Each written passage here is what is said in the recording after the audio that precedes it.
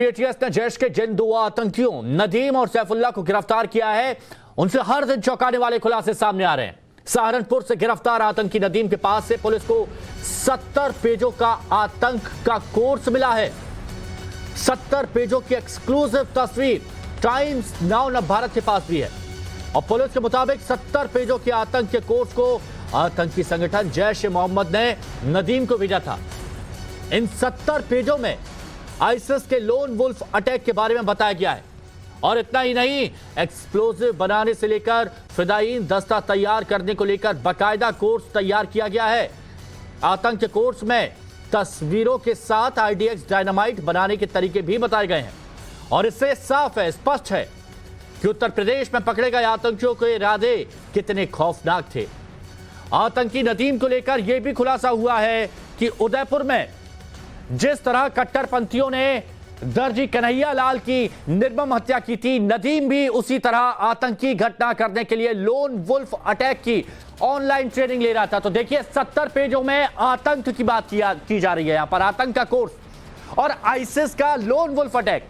यहां पर आप देखेंगे एक एक चीज यहां पर डेफिनेशन तक, ये देखिए डेफिनेशन तक यहां पर दी गई है कि क्या डेफिनेशन यहां पर होती है और बकायदा कैसे यहां पर बनाना है, क्या क्या इस्तेमाल यहां पर करना है, पिक्चर्स के साथ, डायग्राम के साथ, डायनामाइट, एक्सप्लोजिव डिवाइस बनाने का सारी जानकारी। ये देखिए एक्सप्लोजिव कोर्स में आप देखेंगे यहां पर फिदाई फोर्स, फिदाई जो कोड यहां पर बताया गया था उस फिदाई के बारे में बात की जा रही है। इन 70 पन्नों में एक एक चीज, एक एक डिटेल यहां पर शामिल की गई है। ये देखिए, आपको समझना मुश्किल होगा लेकिन जो लोग यहां पर ट्रेनिंग दे रहे हैं, जो सैफुल्लाह को पकड़ा है, वो यहां पर बता सकते हैं कि विस्फोटक बनाने की पूरी जानकारी यहां पर दी गई है और A to Z जानकारी यहां पर दी गई है कि विस्फोटक लॉन्चिंग का तरीका क्या है और ये यहां पर बताया गया। ये देखिए, ये यहां पर कैसे लॉन्च करना है, इसके पार्ट्स को डिस्क्राइब यहां पर किया गया है। एक एक बात, एक एक जानकारी यहां पर दी गई है।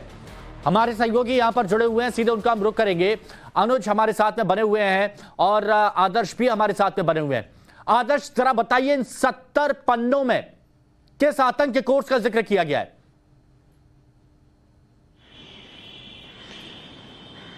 देखिए, ये आरोपी के लैपटॉप से बरामद की गई चीजें हैं और इसमें साफ तौर पर उर्दू भाषा में ये लिखा गया है कि आखिर आरडीएक्स कैसे बनाएंगे, डायनामाइट कैसे बनाएंगे, बाकी जो अटैक करने वाले उपकरण हैं, साधन हैं और छोटे जो मिसाइल बॉम्ब होते हैं उनको कैसे बनाएंगे। इन तमाम चीजों के डेफिनेशन, कौन सी चीज जो है, कौन सी वस्तु जो है वो कितनी मात्रा में किस तरीके से मिलानी है, कैसे बनाना है, इन तमाम चीजों का जिक्र इसमें किया गया है। हालांकि एटीएस ने इसको डिकोड किया है, चूंकि ये सभी चीजें उर्दू में लिखी हुई थी और उर्दू के साथ इसको जब डिकोड किया गया तो चला कि इसमें ना सिर्फ आरडीएक्स, डायनामाइट और इसके साथ साथ तमाम बड़े और घातक बम जो हैं, हथियार हैं, उनको बनाने की ट्रेनिंग शामिल थी। माना जा रहा था कि ये बड़े पैमाने पर किया जा रहा था, ये बड़े पैमाने पर किया जा रहा था और ये बात यहां पर स्पष्ट हो रही है। आदर्श में आऊंगा आपके पास, अनुज भी हमारे सहयोगी जुड़े हुए हैं, अनुज मिश्रा, और इस पूरे मामले को बहुत तफसील से हमारे दर्शकों तक पहुंचा भी रहे हैं।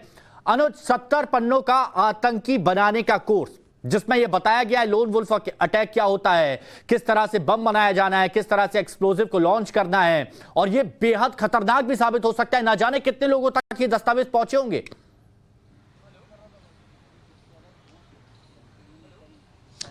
जी बिल्कुल, जिस तरीके से नदीम को गिरफ्तार किया गया और उसके बाद सैफुल्लाह को गिरफ्तार किया गया, दोनों चीजें दोनों में कॉमन थी, दोनों एक दूसरे के संपर्क में थे, दोनों जैसे मोहम्मद के लिए काम करते थे और इनका काम क्या था?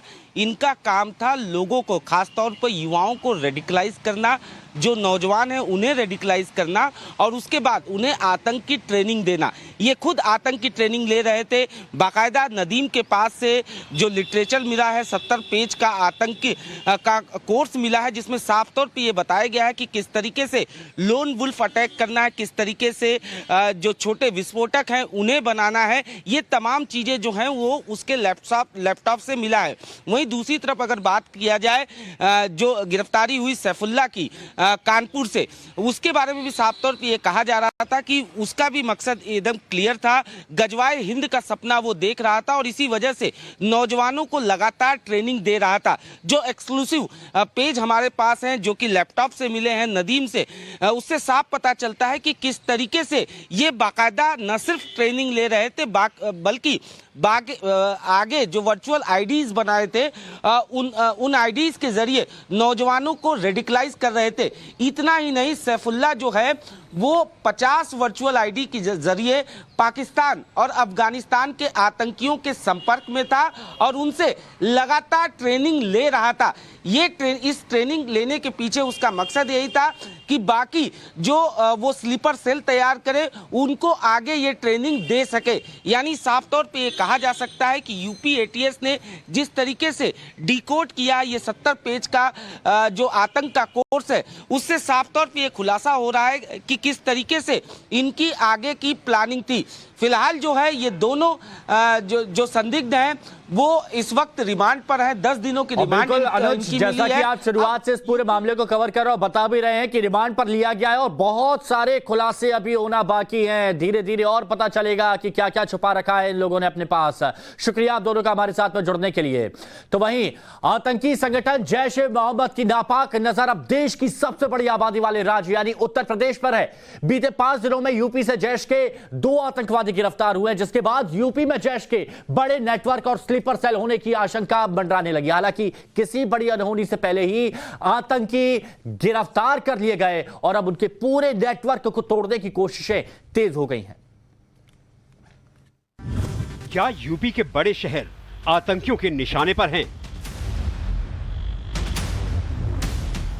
क्या जैश ए मोहम्मद यूपी में कुछ बड़ा प्लान कर रहा है?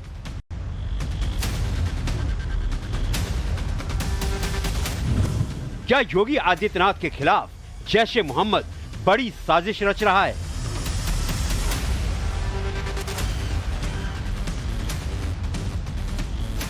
जैश ए मोहम्मद के प्लान पर योगी का स्ट्राइक हो गया।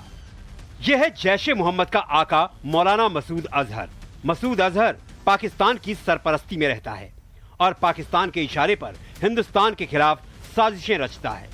अब मसूद अजहर की नापाक निगाहें देश के सबसे बड़े राज्यों में से एक उत्तर प्रदेश पर है। वो आतंकी संगठन जैश ए मोहम्मद के जरिए उत्तर प्रदेश के 25 करोड़ लोगों के खिलाफ आतंकी साजिश को अंजाम देने की कोशिश में जुटा हुआ है। पिछले 5 दिनों में जैश ए मोहम्मद के यूपी नेटवर्क का बड़ा खुलासा हुआ है। कड़ी सुरक्षा में मौजूद ये शख्स है हबीबुल इस्लाम उर्फ सैफुल्लाह। हबीबुल देखने में आपको भले ही बेहद साधारण कदकाठी और शरीफ सा दिख रहा होगा, लेकिन साधारण से दिखने वाले हबीबुल के दिमाग में बेहद खौफनाक प्लान था। उत्तर प्रदेश के फतेहपुर जिले से उत्तर प्रदेश एटीएस ने हबीबुल इस्लाम को गिरफ्तार किया है। 3 लोगों की गिरफ्तारी पिछले 8-10 दिनों में हुई है, जिनके पाकिस्तान स्थित आतंकी समूहों से डायरेक्ट टच में थे, सोशल मीडिया का प्लेटफॉर्म यूज़ कर रहे थे और उससे रेडिकलाइज इनको किया जा रहा था तथा इनको घटनाएं करने हेतु प्रेरित भी किया जा रहा था। आपको एक एक कर बताते हैं कि कैसे हबीबुल और नदीम उत्तर प्रदेश में बड़ी साजिश को अंजाम देने की कोशिश में थे। आतंकी हबीबुल उर्फ सैफुल्लाह मसूद अजहर के भाई रऊफ अजहर का शागिर्द रहा है। रऊफ अजहर पाकिस्तान में जैश ए मोहम्मद का मुख्य हैंडलर है और भारत में फिदायीन हमलों के लिए नए चेहरों को रिक्रूट करता है। माना जा रहा है कि रऊफ के इशारे पर हबीबुल यूपी में जैश ए मोहम्मद का बड़ा नेटवर्क खड़ा करने की कोशिश में था। हबीबुल से अब तक पूछताछ में कई चौंकाने वाले खुलासे हुए हैं। शक है कि रऊफ अजहर ही हबीबुल को आदेश देता था। हबीबुल पाकिस्तान और अफगानिस्तान में बैठे हैंडलर से जुड़ा हुआ था। हबीबुल टेलीग्राम, व्हाट्सएप और फेसबुक मैसेंजर के जरिए अपने आतंकी आकाओं से जुड़ा हुआ था। एटीएस को हबीबुल के मोबाइल से राही हिदायत नाम का टेलीग्राम ग्रुप मिला है, जिसमें वो जुड़ा हुआ था। इस ग्रुप में कई भारत विरोधी चैट मिली हैं। इनको नाइफ अटैक करने के लिए नदीम को प्रेरित किया जा रहा था और उस संबंध में उसने कुछ सर्वे भी किए थे और आगे अभी विवेचना इस संबंध में चल रही है। यूपी एटीएस ने सहारनपुर के कुंडाकला गांव से आईएसआईएस के संपर्क में रहने वाले एक युवक को गिरफ्तार किया है। पुलिस को ये सूचना मिली थी कि एक कुंडाकला गांव का एक युवक जो है वो वर्चुअल नंबर से पाकिस्तान और अफगानिस्तान में बैठे हुए कुछ हैंडलर से बात कर रहा है। वो हैंडलर जैश ए मोहम्मद और तबलीग तालिबान पाकिस्तान से संबंध रखते हैं। मोहम्मद नदीम तहरीक तालिबान के कमांडर सैफुल्लाह के सीधे सीधे संपर्क में था। नदीम सिर्फ 10वीं पास था, लेकिन टेक्नोलॉजी का बड़ा जानकार था। नदीम ने एक एप्लीकेशन बनाई थी जिसके जरिए वो पाकिस्तान में बैठे आतंकियों से बात करता था। यूपी एटीएस ने खुलासा किया है कि वो पाकिस्तान जाकर ट्रेनिंग भी ले चुका है और वहां से लौटने के बाद नदीम ने जिहाद फैलाने की प्लानिंग तेज कर दी। मोहम्मद नदीम सिर्फ एक आतंकी भर नहीं था, बल्कि आतंकियों का HR मैनेजर था।